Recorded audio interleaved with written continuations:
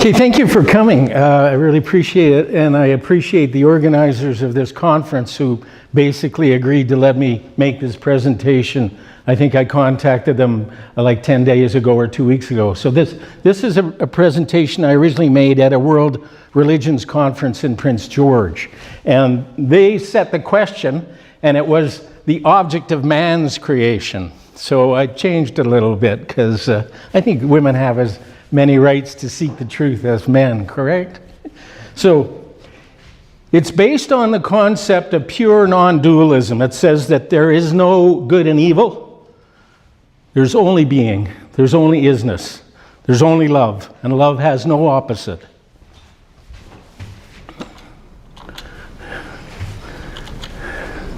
So why am I here?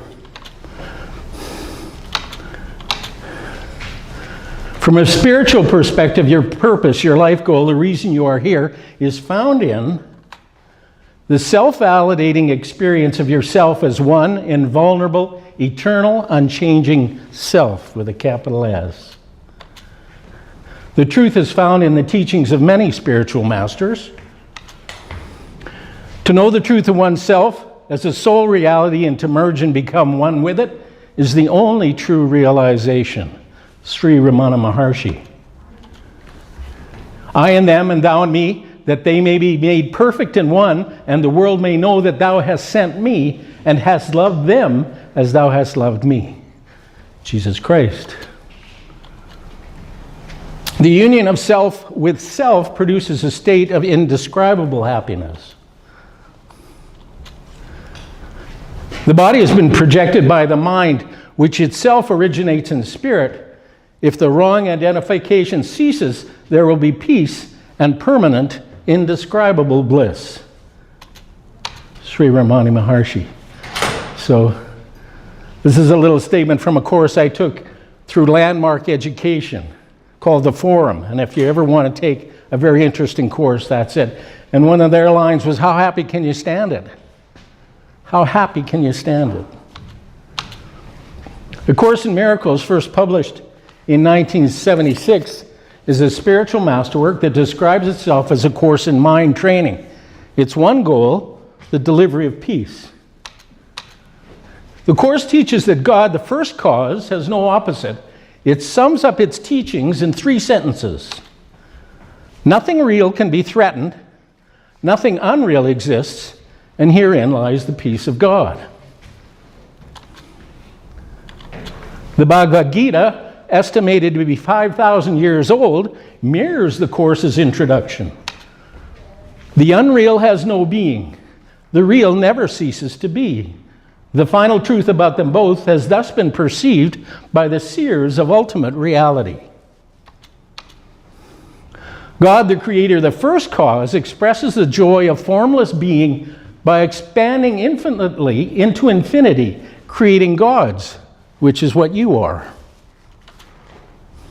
Is it not written in your law, I said ye are gods? Again, Jesus, which mirrors a statement in the Old Testament as well. The question arises then, why do I, a God, created out of infinite love, suffer pain, guilt, and the belief in sin? The answer may surprise you, because you chose to. This world, with all its horrors and pleasures, and the body we live in it to experience it, are just the impossible imagined real.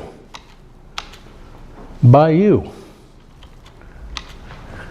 All the world's a stage, and all the men and women merely players. They have their exits and their entrances, and one man in his time plays many parts.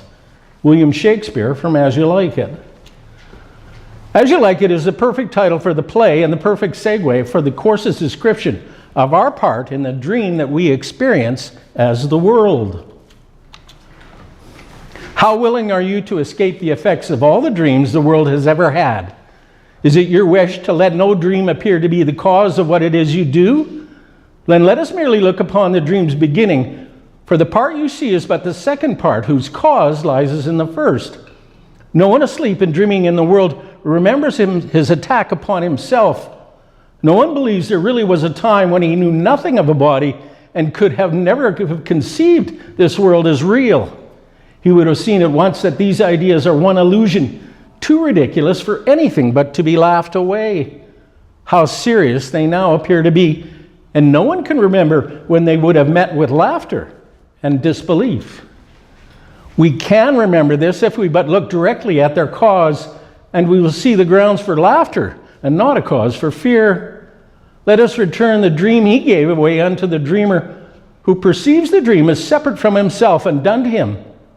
Into eternity where all is one, there crept a tiny mad idea at which the Son of God remembered not to laugh. In his forgetting did the thought become a serious idea and possible of both accomplishment and real effects. Together we can laugh them both away and understand that time cannot intrude upon eternity. It is a joke to think that time can come to circumvent eternity, which means there is no time. What then of guilt and sin? The Course teaches that the two don't exist and are a construct of the ego, the part of our mind that believes there is another beside ourselves and which believes we are weak, vulnerable, and fearful, subject to time and space, and finally to death. The Course consists of a theoretical text and a workbook of daily lessons to be completed in no less than a year to train the mind to awaken to its full self and the happy realization we are powerful and invulnerable and that our essence is freedom, love, peace, and joy, and that those four attributes are synonymous.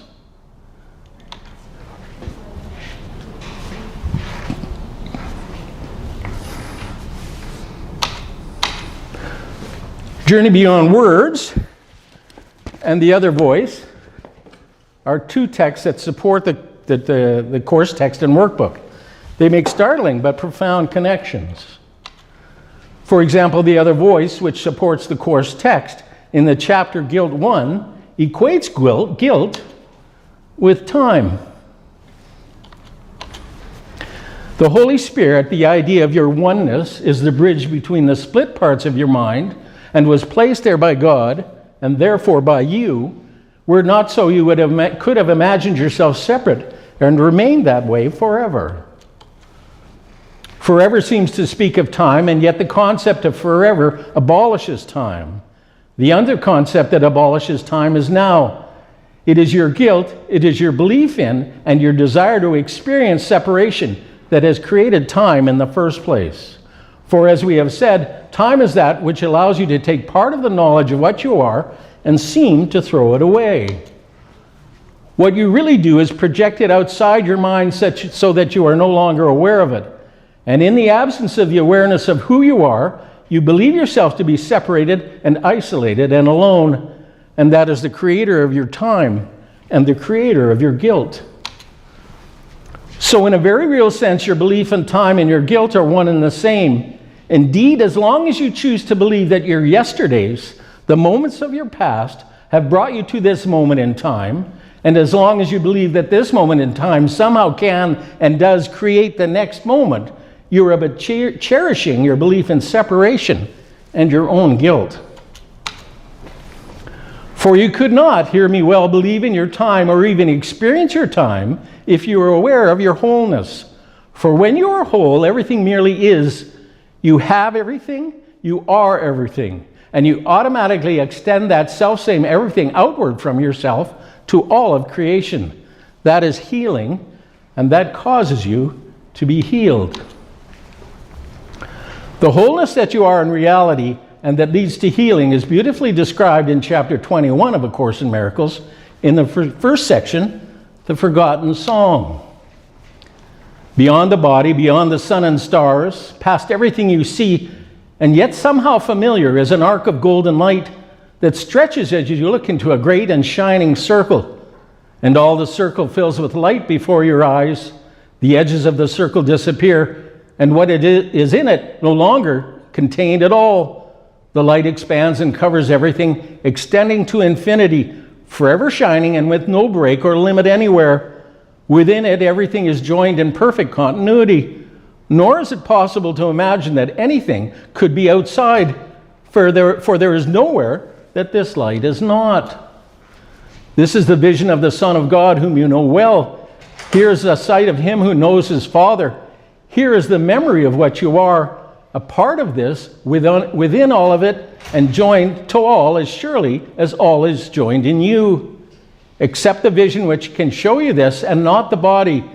You know the ancient song and know it well. Nothing will ever be as dear to you as is this ancient hymn of love. The Son of God sings to his Father still. And now the blind can see, for that same song they sing in honor of their Creator gives praise to them as well. The blindness which they made will not withstand the memory of this song, and they will look upon the vision of the Son of God, remembering who he is they sing of. What is a miracle but this remembering? And who is there in whom this memory lies not? The light in one awakens in it in all, and when you see it in each other, you are remembering for everyone.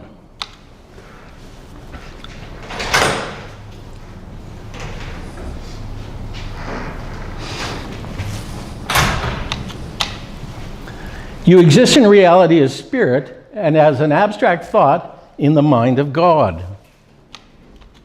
You are not a body. Freedom must be impossible as long as you perceive a body as yourself. The body is a limit. Who would seek for freedom in a body looks for it where it cannot be found. The mind can be made free when it no longer sees itself as in a body firmly tied to it and sheltered by its presence. If this were the truth, the mind were vulnerable indeed. The mind that serves the Holy Spirit is unlimited forever and always, beyond the laws of time and space, unbound by all preconceptions, and with strength and power to do whatever it is asked. Attack thoughts cannot enter such a mind because it has been given to the source of love, and fear can never enter into a mind that has attached itself to love. It rests in God. And who can be afraid who lives in innocence and only loves? It is essential for your progress in this course that you accept today's idea and hold it very dear. Be not concerned that to the ego it is quite insane. The ego holds the body dear because it dwells in it and lives united with the home that it has made. It is a part of the illusion that has sheltered it from being found illusory itself. You are God's Son. In immortality you live forever. Would you not return your mind to this? Then practice well the thought the Holy Spirit gives you for today. Your brothers stand released with you in it. The world is blessed along with you. God's Son will weep no more, and heaven offers thanks for the increase of joy your practice brings even to it. And God himself extends his love and happiness each time you say, I am not a body, I am free. I hear the voice that God has given me, and it is only this my mind obeys.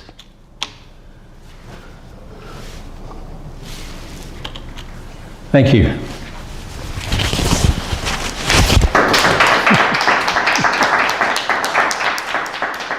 Any questions? Can you explain the picture? Can you explain the picture? What's that? Yeah, that was taken in the Middle East somewhere. I taught 12 years overseas, and that was in Saudi Arabia, in a hot spring in Saudi Arabia. Just threw it in at the end. James, how do you reconcile self-realization? Most of what you've spoken about is realizing. Sorry, I don't hear so well. So how do you reconcile self-realization? So most of what you've spoken about is realizing the true self, what we truly are. How do you reconcile that with self-actualization? I think they're one and the same. The truth is the truth. You discover who you are. That the myths are about separation, right? Between God and his Son, and he throws him out with the flaming sword and all that sort of stuff. But our union is here and now and always will be forever. So how we can outpicture the truth of who we are in the material dimension. Sorry? How we outpicture the truth of who we are in the three-dimensional reality. Well, by recognizing this three-dimensional reality is an illusion, right? everything. I mean, you look at atomic theory and all that, like there's supposedly these little central parts to the atom, and everything else is space, right? It was the basis of this body, this world, this universe, right?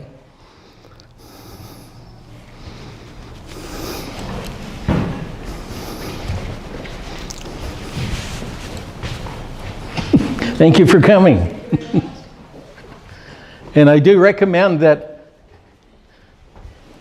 you get a copy of these. A Course in Miracles, Journey Beyond Words, and The Other Voice.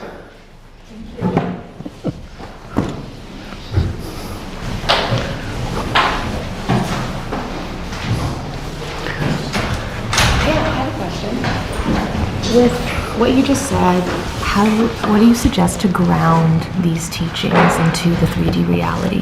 How would what? How would you ground your teachings into this lived reality? By recognizing the fundamental aspect of life is to know that your experience is you. There's no, when we talk about the lack of separation, this external world is you. There's no separation between the two. So, yeah, have a look. I want to find something here. It's in one of these. Yeah, glass is broken. I find that it's so lovely. It's so like, it's so, it's nice to feel this unity and this transcendence, but then it's like, how do we ground this? How do you ground it? Like, how do you? By continual practice.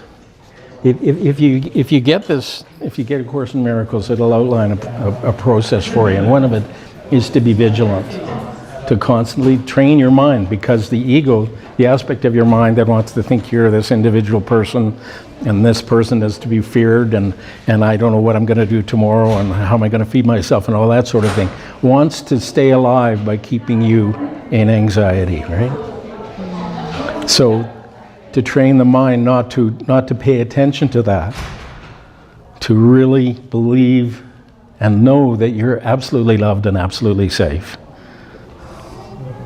And the other thing that's startling that this material teaches is that this whole world, this whole universe, was imagined, experienced, and dismissed in less than an instant as just a rather silly idea.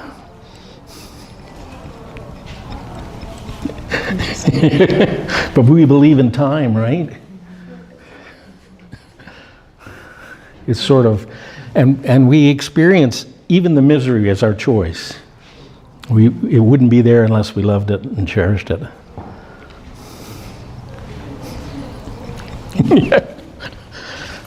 Is the Course in Miracles normally studied in groups, or?